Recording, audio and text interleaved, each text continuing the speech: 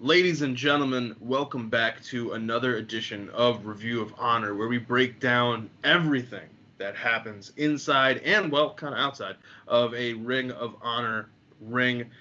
We are on the march. We are on the march to the anniversary show, and sometimes when you're in a relationship, you forget when the anniversary is, but Ring of Honor doesn't forget when the anniversary is. Ring of Honor knows.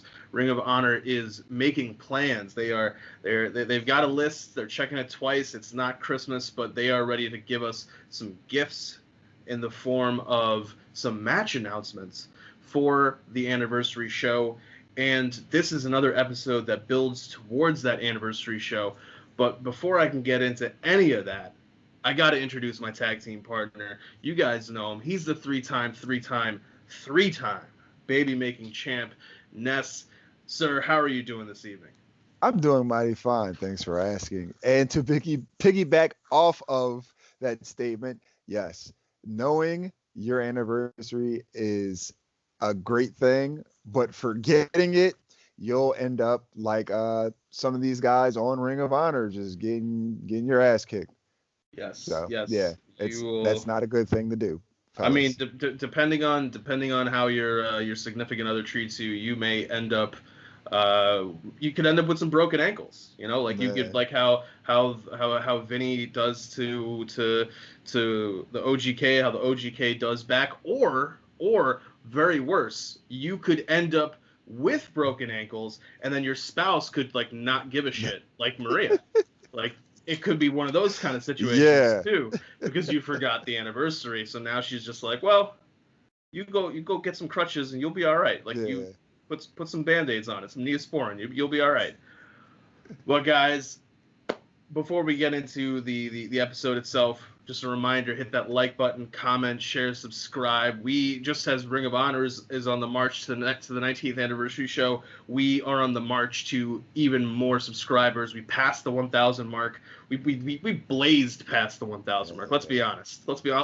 I'll use a little terminology from my potheel brethren. We blazed past that subscriber count, and we are on the move. We are on the move. So remember, guys, hit that like button, comment, share, subscribe, and let's get into it. So this was kind of an interesting episode, because we got something we don't normally get. Normally we only get 2 matches. This time around we got 3 matches. Ring of Honor decided to spoil us. Well, if you're Ness, you may feel as though they didn't try to spoil us, because he's got some serious thoughts about this first match, ladies and gentlemen. So I'm just gonna tell you what happened, and then I'm gonna let him go. So we have a Pure Rules match. We have Dak Draper taking on Fred Yeehai. This is going to be, I'm going to say whatever I can think of to set you up even more, set you off even more. So we'll start with this. This is going to be the longest match on the card. This is going to be a story of I kind of want to say David versus Goliath because of that height difference, but it really isn't. It isn't, because Fred Yeehai refused to be put into that David position. He fought back every chance he had against Dak Draper, and Dak Draper, just using his that level of smugness that he has, that level of smarminess, that I'm better than everybody around me.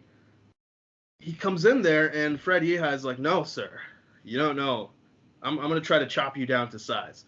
And from the start of the match to the finish, Fred Yeehai puts in the work. He does that, and he gets it to the point that one of the things that we always try to see is a Pure Rules match, and this is kind of to the Foundation's point, a Pure Rules match is geared around forcing you to wrestle.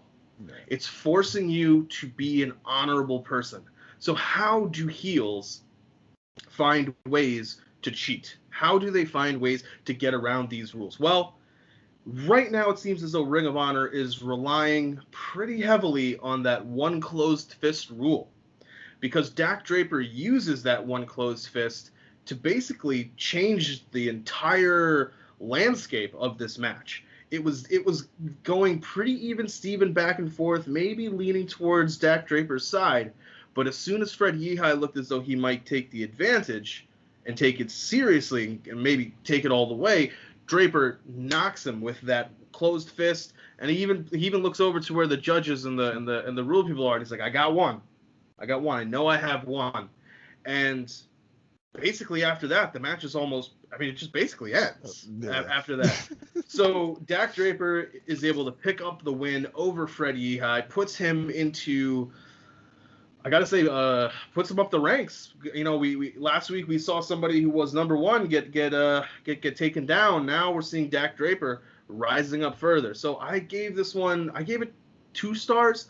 I wanted to go 2.25, but I think what separated it from other 2.25 matches on our Ring of Honor scale is that after the closed fist, the match just ended.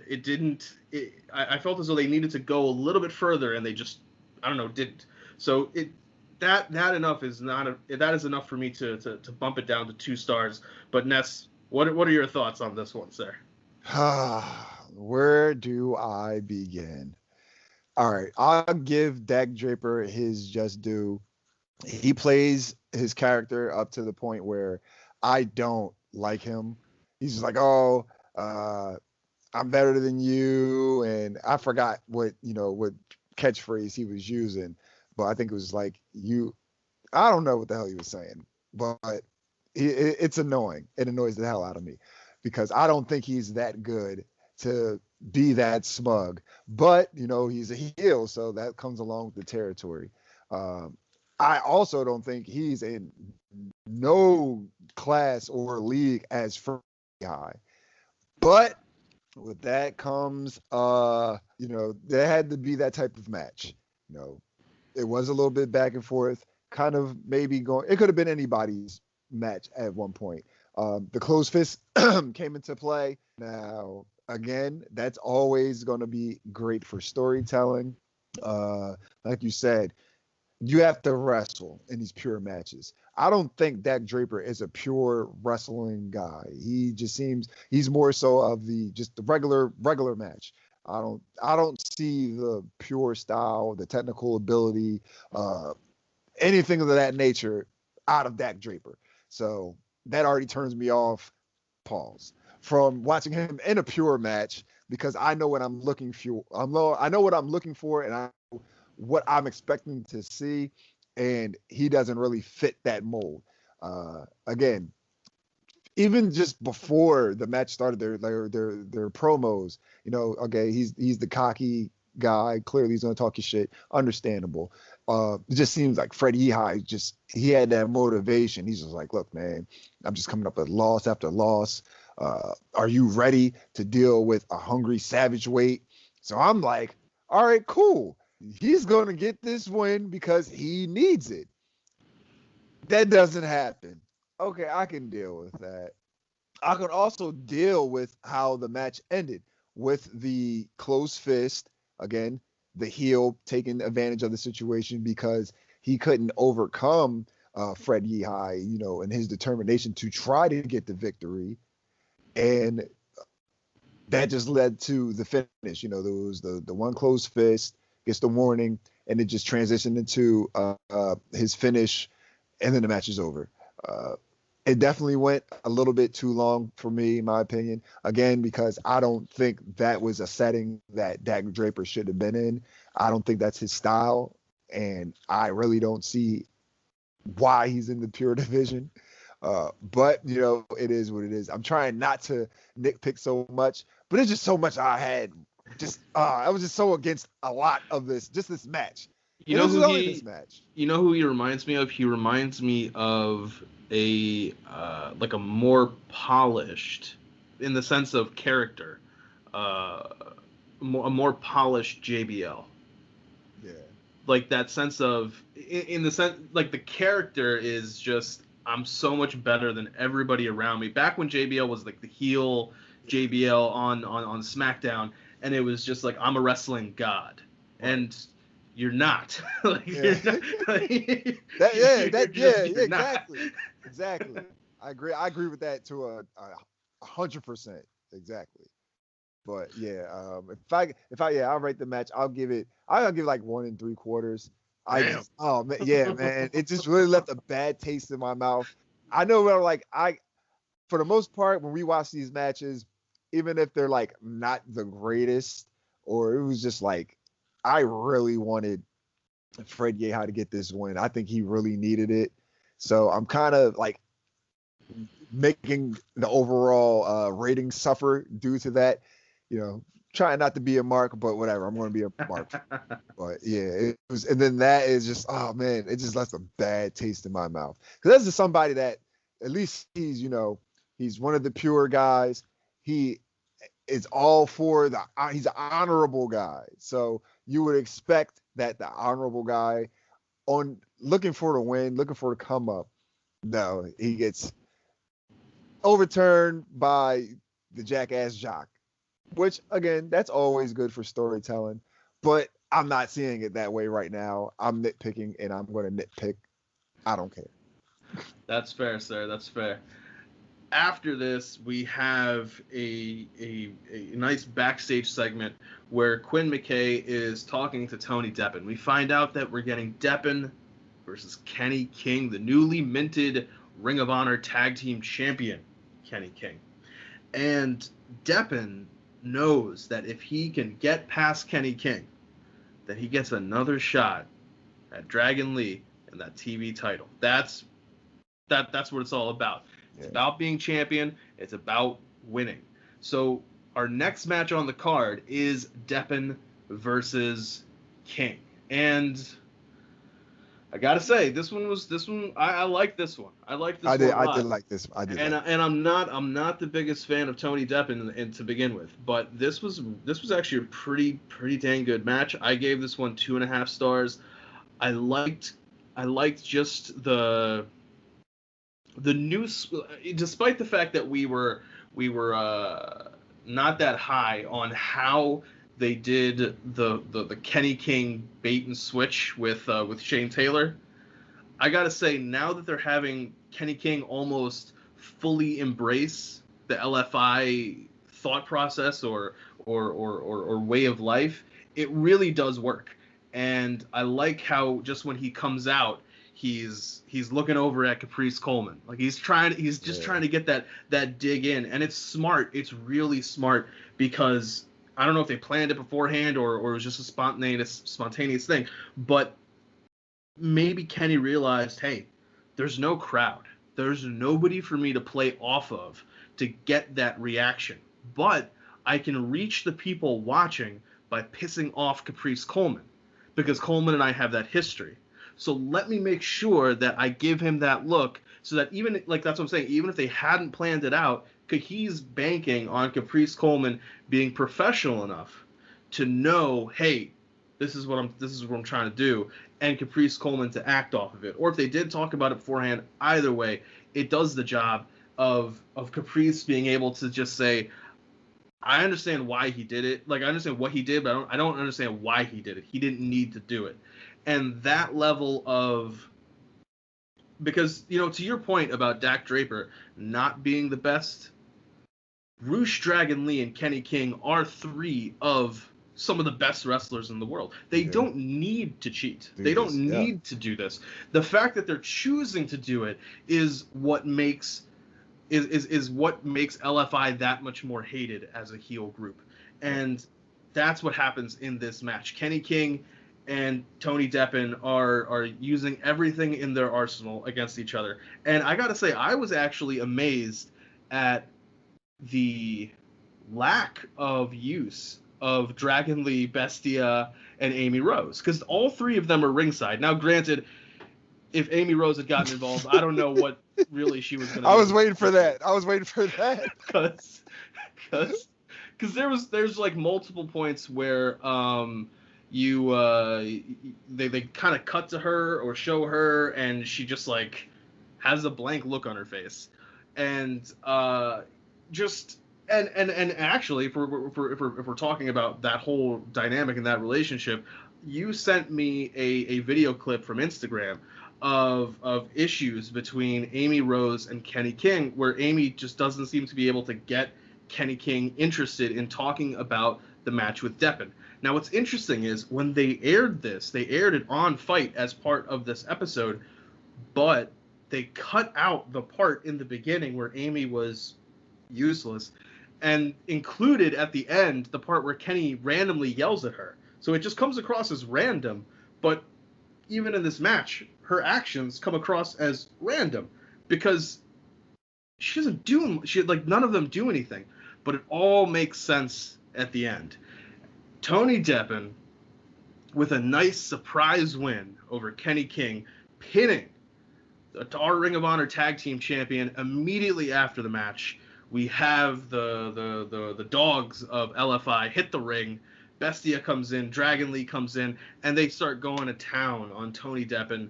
And we've got a fight in our hands. We've got some interestingness because who comes to Tony Deppen's rescue but Brody King himself? He's still got some unfinished business with LFI. And the beatdown is the numbers game, is what's able to get Brody King down on the ground exactly where LFI wants the entire Ring of Honor roster. So Brody King coming back. He's been away for a little while. I wonder what wrinkle this adds to the story. What this is going to do with everything that we've seen, and whether or not maybe we see Brody King teaming up with Tony Deppen to try to get those tag titles to do something, to get something back, get some kind of revenge. Or now Tony Deppen's going to be going up against Dragon Lee for that TV title. Will we see Brody King in Tony Deppen's corner to make sure that what happened to him at Final Battle does not happen to Tony Deppen? So Ness, what are your thoughts on the whole match and everything that happened?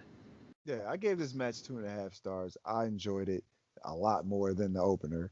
To piggyback off your thought, that came to mind as well, that when Brody King came out and came out to help Tony Deppen, I really didn't think of it as, was he really out there because of Tony Deppen or because of his own personal issues that he had against LFI. It just happens so that he can kill two birds with one stone. Tony Deppen, obviously, he pins the Ring of Honor Tag Team Champion. So in some form, that should lead to a title shot. At this point in time, Tony Deppen is by himself in Ring of Honor. So I think this could play up on the spot where, all right, he's going to need a partner. You already had Brody King come out and help you, or attempt to help you. So, all right, well, why don't we try to do this in a match and watch each other's back and try to beat Dragon Lee and Kenny King. The match, again, itself was nice back and forth action. I liked how it went from Kenny King being, the cocky, pain, dickhead heel, but, he can actually back it up in the ring. And they talk about this on commentary. Back to, your point, Caprice Coleman, he's like, and Ian Riccaboni, actually, they're both saying, Kenny's he's in a whole nother state of mind now, and they don't really know this guy is doing it, and he's just doing things he doesn't need to be doing, and talking trash to Tony Deppen. But Caprice Coleman says he can back this up, which he definitely can. Again, now as the match progresses on, Tony Deppen finally starts making it to a match. He's starting to fight back. A whole lot of evasive offense. Small guy, but like the way he was moving around the ring, trying to keep Kenny King guessing at what he was doing, because that's what I was doing watching the match. Like, he was just going through, just moving all over the place. Dude was just literally all over the place, in the ring, out of the ring, just being really, really evasive. And that was really taking Kenny King off of his game after a while. But again, it took him so much off his game. Kenny King started to get a little cocky.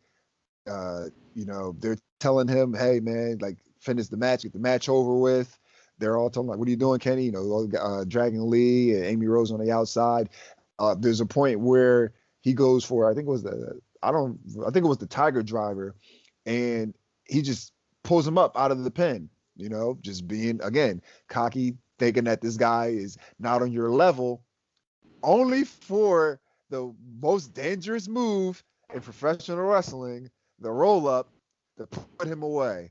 You know, I think every time that Vacant wins a championship, Vacant wins the championship through a roll up. with a roll I up. feel like that has to be the case. They're synonymous. Yeah, I honestly I thought I had a moment where I was like, oh my god, is Amy Rose about to do something? Because Kenny King was on the outside and Deppen looks like he's gonna run and hit that suicide dive or go for something, and she's standing close enough that I was like, is she gonna shove him out the way and take the hit? Because if she does, this is amazing. Yeah. And then she did absolutely nothing. She's like, she took that suicide dive from Lethal, and she's like, all right, no more of this. I'm not taking another bump ever again. That one time. But guys, if seeing Dak Draper and seeing that match left a sour taste for Ness, there's nothing like seeing a member of Mexa Squad to help him pick it right back up. And that's what we get in our main event. We have Flip Gordon, the mercenary, taking on Flamita of the Mexa Squad. And this was a nice match. This had some nice levels of athleticism. It had some interesting moments where this was one where you could easily see it go either way. And I thought Flip was going to get the win because Flip is more of the single star and Flamita is more of the tag specialist. Right. But crazy old Mark Briscoe has some other plans, ladies and gentlemen. In an interesting twist of showing incredible intelligence and memory. And I say that because of how much I believe Mark and Jay Briscoe have drank in the form of alcohol over the years. The brain cells and liver cells that they've killed. Maybe that explains, and the chair shots. Yeah, that could explain why Mark Briscoe is the way he is. But that old boy from Sandy Fork, Delaware still has a few tricks up the sleeve. And during the match, the finish is that we see a chair get slid into the ring, and we go, wait a minute, where the hell did this chair come from? What's going on? And as the ref is distracted by the chair, and bam, 1, 2, 3, Flamita picks up the win over Flip Gordon. We see Mark Briscoe escaping as though he is a rare Saturday morning cartoon villain who got away with a win, like just that. he's like it was hilarious. I was like, oh that's, and just hops that barricade and sneaks his way out of there. And Flip Gordon has now suffered a loss to Flamita. I liked the match. I gave it 2.25 stars. I thought this was a really good main event, and I thought that it did this, so like everybody involved in this episode outside of the LFI people are really not in any big major storylines. So while this was an episode that had, I don't want to say nobodies, but while it was an episode that had people we don't care as much about based off of the storylines that we have, this episode did a lot to create interest. It did a lot to make things interesting with the people that it had. So I liked that about this episode, but it's a Mexico Squad person, and that means I'm talking way too much. What did you think about this match, sir? Well, I gave this match another 2.5 stars, again, because Flamita being in it, huge fan. But yeah, it was great overall. The back and forth action between both guys, I didn't know which way it was going to go. I actually have to agree. I figured that Flip Gordon would get the win again because he is the singles guy. So and he's on a one-track mind right now. He's been suspended from the pure division because he's just been a pure asshole. Doesn't want to heed to the code of honor. He's doing underhanded, sneaky tactics, things that aren't, you shouldn't be doing in that division. So I figured that he would go just get back to his regular wheelhouse and just regular matches, and he would pick up the win. Clearly, I was wrong, but that's because there was a surprise in Mark Briscoe. And man, that's even great for the storytelling as well, because if you guys remember, he was the Flip Gordon was interjected himself in the match with the Briscoes, between, I think it was LFI, wasn't it? Yeah, it was LFI. Yeah, that's how they got the tag title. So so you got payback. Payback's a bitch. Flip, I don't know what to tell you. You had it coming. You got exactly what you wanted.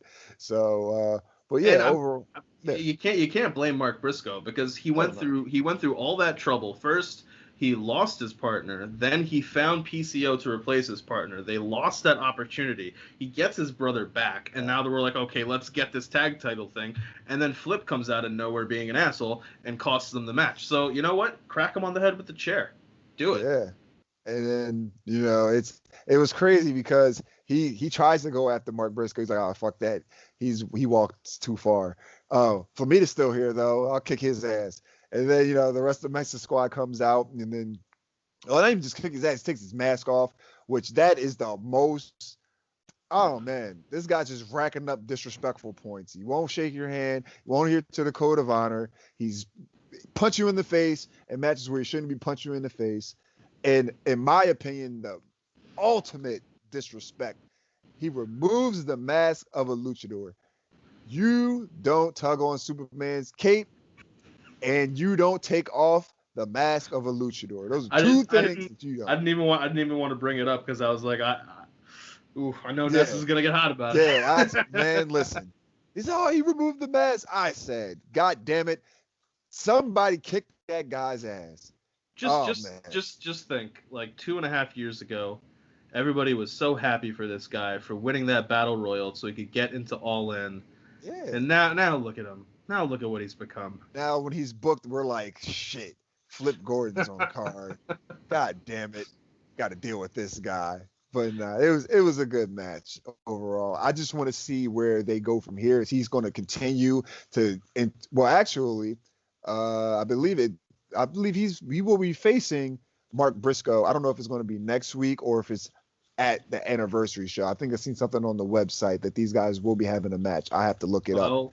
Let me let's get into that, sir. We do have some match announcements for the anniversary show, one of which is going to annoy you to no end, and I'm looking forward to this reaction. So oh man, I'm ready for it. All right, first we'll start with the undercard and build upwards.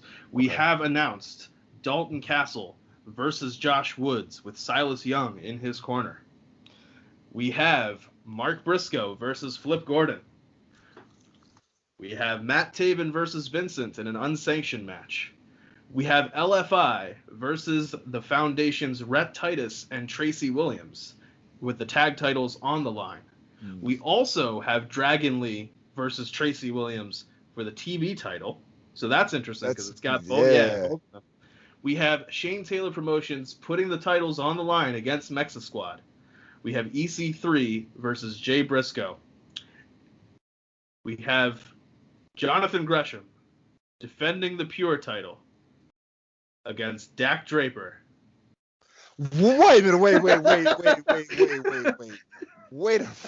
Hold on. Are you serious? How the fuck did he get a title shot? He's not even. Wait a minute. Hold up. So we're just gonna skip over Dalton Castle, who beat Josh Woods. Josh Woods, who pretty much was the number one contender for the Pure title. All these other guys, we're just gonna give it to fucking Dak Draper. Oh my God. Yes. Oh my God. Yes, we are. Yes, we are. Wow. Ring of Honor, what the fuck? Really? Oh my God. I want to know who pulled that out of their ass. Who booked this shit? Really? Dak Draper? It's not even the fact that, all right, I might not even like the guy. Okay, you can get your opportunity. But you literally just won this match over a guy that really, like, Freddie Yeehai's a great performer, but far as the Pure rankings, a win over him in the rankings really doesn't do anything for you because he wasn't ranked. So, okay, you got the win over him. On top of the fact, you punched him in the face. How are you getting a title shot after breaking the, well, not necessarily breaking the rule, bending the rules?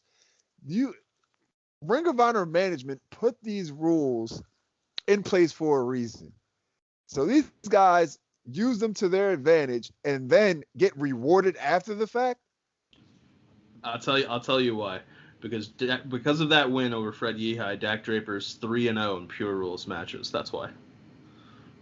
Oh shit! I'd rather than maintain attention. Neither did I. I'm looking at the press release that they put out for it, and that they included that stat. So that's why. Oh damn. Yeah. Well, who else he beat? I know he beat. I think it was Brian Johnson. I think it was Brian Johnson, yeah. And who else? It might have been Tony Deppen. I don't know. I will tell you, and you tell me if the competition that he has faced is stiff enough for him to be in the ring with the damn octopus. Also, if you think about it, the height difference is just going to make this hilarious. Yeah, it's going to be. That's definitely going to be hilarious. Oh man, yeah, no. As soon as I saw that, I was like, oh, when Ness finds out. Oh God. Oh man. I can't say I'll rant, but what can I say now that he's 3-0? Shit. I didn't know that, or I didn't pay it any mind. I mean, okay, and then we do have in our main events, we have Jay Lethal versus Roosh for the titles. Okay, so here it is. Let's see. Okay, so his first win was against Brian Johnson.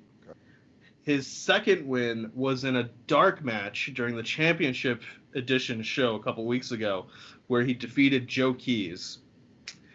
And then it was the Fred Yeehai match, and now he's getting a title shot. I'll give him Brian Johnson. Joe Keys and Fred Yeehai, oh my God. That's their guy. This is the project that they want to do with him. So I'm telling you right now, I'm picking Dak Draper to win just because of how much it'll annoy him. You know what's crazy? If it actually happened, I'm taking a week off. No, I'm not gonna do that. I'm But still, I'm gonna have a rant. I'm really gonna have a rant for that round. He's the perfect heel to hold that Pure Rules Championship. You know what? He is, and what can I say? Like the character development, that is what I look for. If you don't have the in-ring ability, if I feel as though you're not that great in-ring, at least be able to elicit emotion out of me. And he's getting that, far as, because I'm pissed. I'm pissed that he's getting this fucking match. I didn't even know that he was 3-0, but man. Job well done, Dak Draper. Job well done. He's backing up everything he says about himself. Look at this. Yeah. Gotta hit. I can't say nothing. I gotta give the guy his props, but fuck him. But I give him his props though.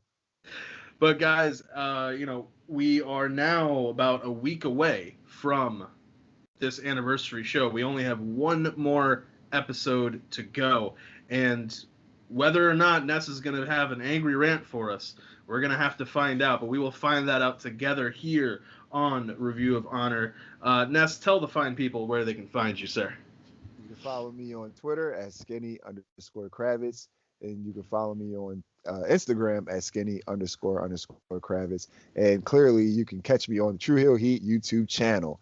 One half of Review of Honor. My man is StatKing, the man of 1,004 numbers, as we review everything that happens in the Ring of Honor ring, even Dak Draper victories. You can also catch me on Blunt Impact and Joints and Jabronis with man Chris G. We form the Pod Heels, the Roundtable Rebel. Catch me on the Roundtables. And as always, you can hear my illustrious voice on True Toxicity. Yeah, guys, you can catch me on Dark Power covering AEW Dark, MLW Fusion. Now we've added Dark Elevation. Next week we'll be adding NWA Power. the list just keeps on growing of just the amount of talent and shows that we get to cover on Dark Power. We look forward to it every week, and you can always catch me in our Facebook group getting into interesting conversations and debates with each and every one of you all the time. So guys, on behalf of myself, the StatKing, on behalf of the three-time baby-making champ Ness, this has been Review of Honor. We appreciate you. Remember to hit that like button, comment, share, and subscribe. And until next time, take care of yourselves, take care of each other. Peace.